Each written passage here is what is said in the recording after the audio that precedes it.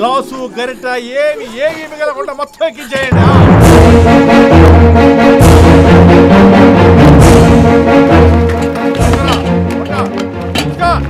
ఏంటండి సామాన్లు తీసుకుపోతున్నారు ఎక్కడికి? మా ఇంటికి. మా ఇంటికాడ సామాన్లు కూడా ఎత్తుకెళ్ళిపోయారట. అవును. ఏంటండి దౌర్జన్యం?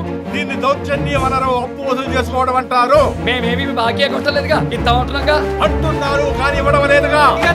వ్యాపారస్తులుగా కొంచెం ఓర్పు సారం ఉండాలండి. అప్పుడే ఊరందరి చేత ఏదం అనిపించుకుంటా. అది ఎప్పుడు అనిపించుకున్నారు కదా. ఏంటండి చేయి చేసుకుంటారండి? కూడా నాతో పెట్టుకుంటే నరికేస్తా. 2 రోజుల్లో నా బాకీ తీర్చారా సరే, లేదంటే ఇద్దరిని రాజమండ్రి తీసుకెళ్లి కిడ్నీలు తీసి ఇడ్లీలా అమ్మేస్తా. ఈ 2 మాత్రలు వేసుకో. ఇది 3 పూట్ల 3 మూతలు తాగు. మళ్ళీ ఉత్తరమా? అవునరా, నీ పద్ధతి ఏం బాగాలేదు బా. ఇండియన్స్కి సెంటిమెంట్ ఎక్కువ అంటారు. నీకది నీ సిస్టర్ పెట్టుకునే బొట్టు బిళ్ళంత కూడా లేదు. అప్పగింతలప్పుడు నీ కళ్ళల్లో కన్నీడు చూసి రక్త సంబంధం సినిమాలో ఎన్టీ రామారావు లాగా, రీసెంట్గా గోరింటాక్ సినిమాలో రాజశేఖర్ లాగా గొప్ప అన్నయ్య అనుకున్నాను. కాదని తేలిపోయింది. ఇస్తా అన్న టైంకి డబ్బు కూడా ఇవ్వలేకపోయావు. మొన్న బార్లో ఓ లాయర్ కలిస్తే పెళ్ళై ఏడాది అయింది కాబట్టి పెళ్ళానికి విడాకులు ఇచ్చేసి ఇంట్లోంచి గెంటేయచ్చానండి. ఈ మాట పట్టుకుని మా అమ్మ ఊళ్ళన్నీ తిరిగి నాకు సంబంధం చూసింది. పిల్ల గిన్ని కోళ్ళగా చాలా బాగుంది.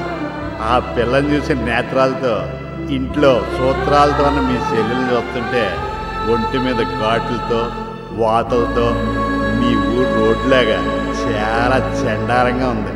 పోనీ చంపేద్దాం అనుకుంటే స్త్రీ హత్య మహాపాతకం అని గుళ్ళో పూజారి గారు చెప్పారు. పెళ్ళాన్ని చంపి అంతకుడు అయ్యాకంటే ఉన్నదానికి విడాకులు ఇచ్చేసి కొత్తదానికి మొగుడిని అయిపోవాలని డిసైడ్ అయిపోయాను. ఏంటి అక్షరాలు కనపడలేదా? కళ్ళల్లో నీళ్లు తుడుచుకో, క్లారిటీగా కనపడతాయి. ఈ ఉత్తరం పూర్తి అయ్యేసరికి నీ గుమ్మం ముందు ఆటో ఆగుద్ది, అందులోంచి నీ చెల్లి దిగుద్ది. దిగిందా? రిసీవ్ చేసుకుని ఆటో వాడికి 100 ఇచ్చి పంపించే.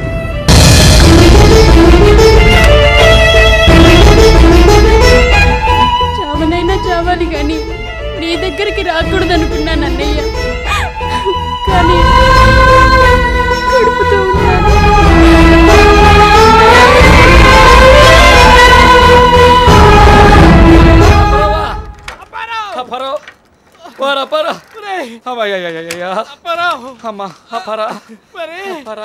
ఏమేంద్రా? ఏంట్రా ఈ డబ్బులు? ఆ గురుమూర్తి గారు కొట్టాడ్రా.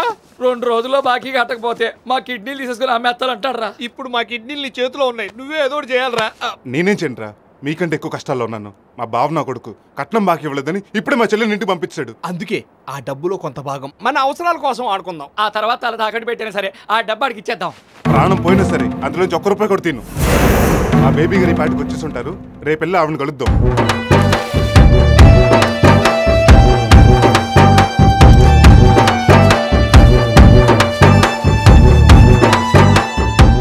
ఎవరు? ఇక్కడ బేబీ గారని. నేనే. బేబీ చాలా యంగ్. బేబీ ఏంట్రా, పేదరాశి పెద్దమ్మకి పెద్దమ్మలా ఉంది. ఏమీ లేదండి, బోయపాటి నరసింహమూర్తి గారి గురించి మీకు తెలుసని చెప్పారు. ఆయన కలవాలి. అది కుదిరే పని కాదు. ఏ? బతుకున్న వాళ్ళనైతే కలుసుకోవచ్చు, చనిపోయిన వాళ్ళని ఎలా కలుసుకుంటారు? నరసింహమూర్తి గారు చనిపోయారా? సంవత్సరం పైనే అయింది. వాళ్ళ ఫ్యామిలీ? ఆయన పోయిన 2 నెలలకే భార్య కూడా పోయింది. కొడుకేమో తండ్రి ఉండగానే దేశాలు అట్టుకొని పోయాడు. కూతురేమో ఎవరినో ప్రేమించి పెళ్లి చేసుకుని అమెరికాకు వెళ్ళిపోయింది. వాళ్ళ ఎవరు లేరా? లేరు. ఇలా జరిగిందేంట్రా? ఇంతకాలం అడ్రస్ తెలియకుండా పోయింది. తీరా తెలిసేసరికి ఆ కుటుంబం లేకుండా పోయింది. పాపం ఆ కుర్రోడు ఆఖరి కోరిక తీర్చలేకపోయాం. ఏం చేస్తాంరా, మనం సిన్సియర్ గానే ట్రై చేసాం కదా. సరేలే, ఇప్పుడు ఏం చేద్దామో ఆలోచించు. ఆలోచించడానికి ఏముందిరా, నరసింహమూర్తి గారు ఫ్యామిలీతో పైకి వెళ్ళిపోయారు. ఉన్న కూతురు అమెరికా వెళ్ళిపోయింది. మనం అక్కడికి వెళ్ళాము, ఇక్కడికి వెళ్ళాము. కాబట్టి ఆ డబ్బును మనం ముగ్గురం పనిచేసుకున్నాం. సీరియస్ చూడకరా, సీరియస్ గా ఆలోచించు. మనం ఏమి వాళ్ళని మోసం చేయట్లేదు, లేరు కాబట్టి తీసుకుందాం అంటున్నాం. మాకు ఆ డబ్బు ఎంత అవసరం నీకు తెలియదు కాదు. 2 రోజుల్లో బాకీ తెచ్చపోతే ఆ గురుమూర్తి గారి చేతిలో మాకు చావు గ్యారెంటీ. సర్లే, మా చావేదో మేము చేస్తాం గానీ నీ చెల్లెలు కట్టం బాకి ఇవ్వకపోతే మీ బావ మీ చెల్లెలు వదిలేసి మరో పెళ్లి చేసుకుంటాడు. ఆలోచించు. పదండి. ఇక్కడికి తీసుకొచ్చావేంట్రా? ఆ డబ్బు ఇక్కడే దాచాను. ఇక్కడెక్కడ దాచావురా? పోస్ట్ బాక్స్ లో. పోస్ట్ బాక్స్ ఉంటే లేదురా? మాకేం తెలుసు? ఆ డబ్బు మొత్తం దాంట్లోనే దాచాను. ఇదిగో తాళాలు కూడా నా దగ్గర ఉన్నాయి. 170 చూస్తుంటాడు, లేపేస్తుంటాడు. 1, 2, 15 లక్షలు. వారి దేవుడా!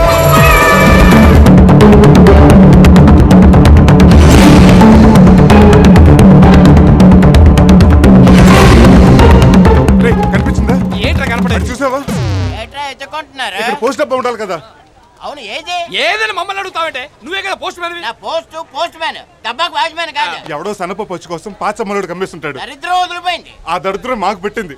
ఏంట్రా ఏం మాట్లాడుతున్నావు? ఏంట్రా పోస్ట్ మ్యాన్ నాకే టెన్షన్ లేదు, మీరెందుకు అలా టెన్షన్ పడిపోతున్నారు?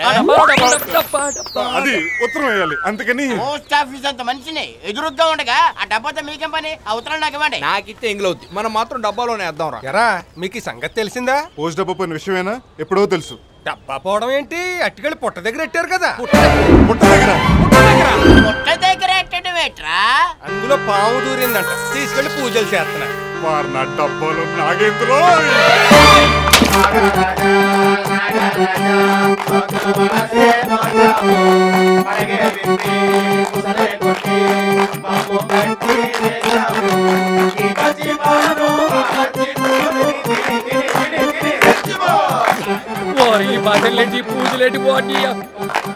ఏం షోకరి గోళ? గోల కాదు నాయన, భజన. రాత్రి నాగరాజు పోస్ట్ బాక్స్ లో దూరాడు, అప్పుడప్పుడు బయటకు వచ్చి బుసు కూడా కొడుతున్నాడు. పాము బుసు కొట్టక ఆది సినిమాలు అంటే ఎలా తొడగొడద్దా? నాగరాజుతో ఎటకాలొద్దు నాయన, పగబట్టేశాడు. కాస్త తప్పుకోండమ్మా, నాగరాజు పాలు పోయాలి. వారిని వద్దు, ఇందులో పాలు పోయొద్దు.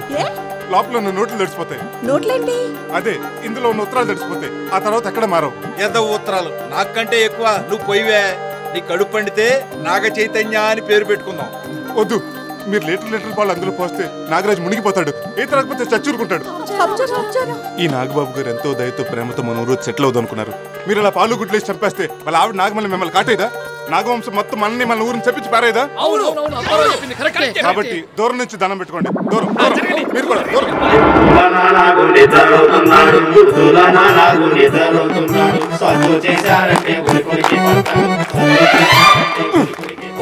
ఈ దొబ్బుడేంటారు బాబు, డే అండ్ నైట్ వాయించేస్తున్నారు. కొంచెం కూడా గ్యాప్ ఎవరా? ఇచ్చేటట్లేరు.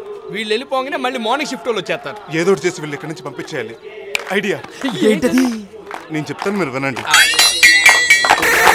నాగరాజు ఈనాడు. ఈనాడు కాదు, పూనాడు.